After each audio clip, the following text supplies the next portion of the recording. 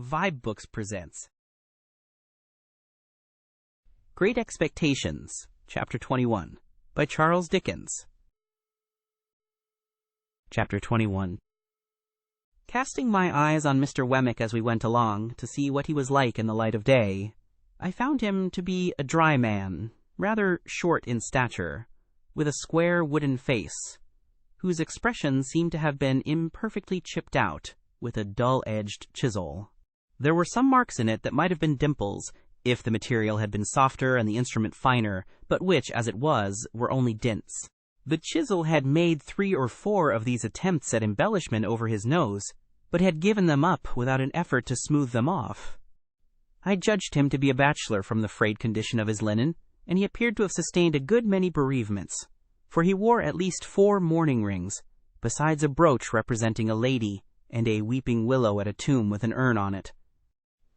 I noticed, too, that several rings and seals hung at his watch chain, as if he were quite laden with remembrances of departed friends.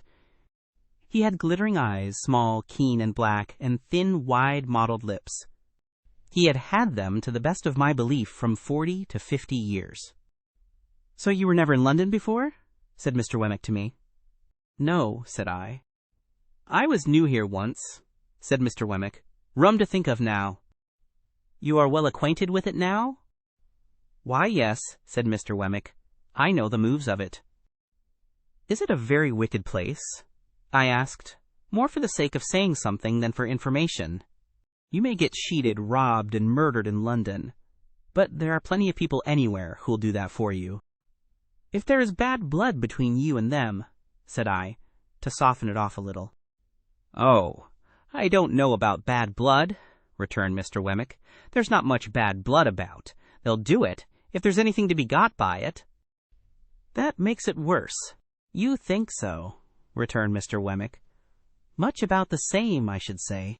He wore his hat on the back of his head and looked straight before him, walking in a self-contained way, as if there were nothing in the streets to claim his attention. His mouth was such a post-office of a mouth that he had a mechanical appearance of smiling. We had got to the top of Holborn Hill before I knew that it was merely a mechanical appearance, and that he was not smiling at all. "Do you know where Mr. Matthew Pocket lives?" I asked Mr. Wemmick. "Yes," said he, nodding in the direction. "At Hammersmith, west of London." "Is that far?" "Well, say 5 miles. Do you know him?" "Why, you're a regular cross-examiner," said Mr. Wemmick, looking at me with an approving air. "Yes, I know him, I know him." There was an air of toleration or depreciation about his utterance of these words that rather depressed me, and I was still looking sideways at his block of a face in search of any encouraging note to the text, when he said here we were at Barnard's Inn. My depression was not alleviated by the announcement, for I had supposed that establishment to be an hotel kept by Mr. Barnard, to which the Blue Boar in our town was a mere public-house, whereas I now found Barnard to be a disembodied spirit, or a fiction, and his inn the dingiest collection of shabby buildings ever squeezed together in a rank corner as a club for tomcats. We entered this haven through a wicket gate, and were disgorged by an introductory passage into a melancholy little square that looked to me like a flat burying-ground. I thought it had the most dismal trees in it, and the most dismal sparrows, and the most dismal cats, and the most dismal houses, in number 6 or so, that I had ever seen. I thought the windows of the sets of chambers into which those houses were divided were in every stage of dilapidated blind and curtain, crippled flower-pot, cracked glass, dusty decay, and miserable makeshift, while to let glared at me from empty rooms as if no new wretches ever came there, and the vengeance of the soul of Barnard were being slowly appeased by the gradual suicide of the present occupants and their unholy interment under the gravel. A frowsy morning of soot and smoke attired this forlorn creation of Barnard, and it had strewn ashes on its head, and was undergoing penance and humiliation as a mere dust-hole. Thus far my sense of sight, while dry rot and wet rot, and all the silent rots that rot in neglected roof and cellar, rot of rat and mouse and bug and coaching stables near at hand besides, addressed themselves faintly to my sense of smell, and moaned, "Try Barnard's mixture." So imperfect was this realization of the first of my great expectations, that I looked in dismay at Mr. Wemmick. "Ah," said he, mistaking me, "the retirement reminds you of the country. So it does me." He led me into a corner and conducted me up a flight of stairs, which appeared to me to be slowly collapsing into sawdust, so that one of those days the upper lodgers would look out at their doors and find themselves without the means of coming down, to a set of chambers on the top floor. Mr. Pocket, Jun, was painted on the door, and there was a label on the letter box, "Return shortly." "He hardly thought you'd come so soon," Mr. Wemmick explained. "You don't want me any more?" "No, thank you," said I. "As I keep the cash," Mr. Wemmick observed, "we shall most likely meet pretty often. Good day." "Good day." I put out my hand, and Mr. Wemmick at first looked at it as if he thought I wanted something. Then he looked at me and said, correcting himself, "To be sure, yes. You're in the habit of shaking hands?" I was rather confused, thinking it must be out of the London fashion, but said yes. "I have got so out of it," said Mr. Wemmick, "except at last. Very glad, I'm sure, to make your acquaintance. Good day." When we had shaken hands and he was gone, I opened the staircase window and had nearly beheaded myself, for the lines had rotted away and it came down like the guillotine. Happily it was so quick that I had not put my head out. After this escape, I was content to take a foggy view of the inn through the windows encrusting dirt, and to stand dolefully looking out, saying to myself that London was decidedly overrated. Mr. Pocket Jr.'s idea of shortly was not mine, for I had nearly maddened myself with looking out for half an hour, and had written my name with my finger several times in the dirt of every pane in the window, before I heard footsteps on the stairs.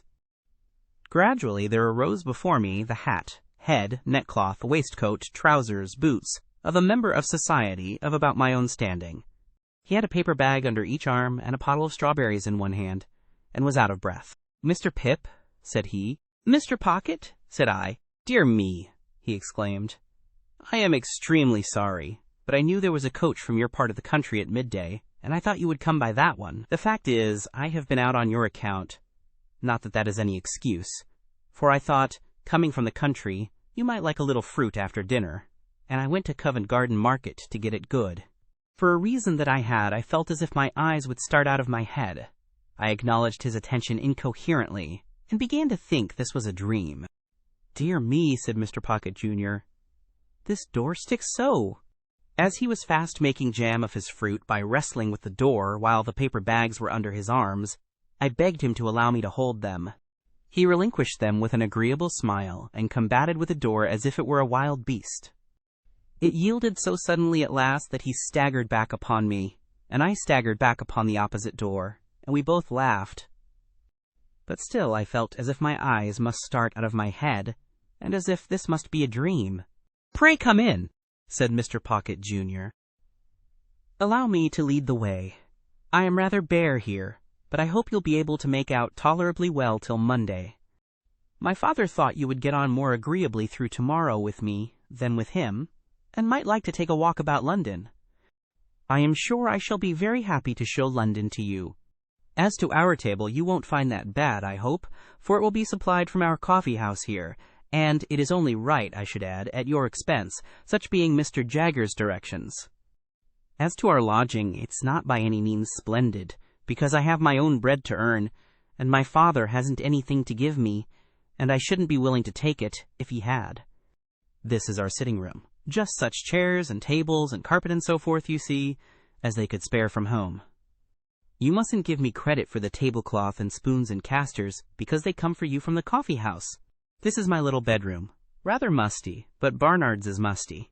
This is your bedroom. The furniture's hired for the occasion, but I trust it will answer the purpose. If you should want anything, I'll go and fetch it. The chambers are retired, and we shall be alone together, but we shan't fight, I dare say. But dear me, I beg your pardon, you're holding the fruit all this time. Pray let me take these bags from you. I am quite ashamed."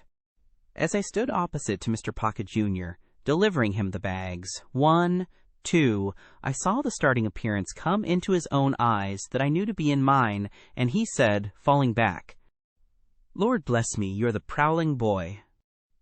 "And you," said I, "are the pale young gentleman." Thank you for tuning in to vibeBooks. We hope you enjoyed this journey. Please consider liking, commenting, and subscribing to our channel. Check out our playlist or explore vibeBooks for more classic stories. Until next time, happy listening.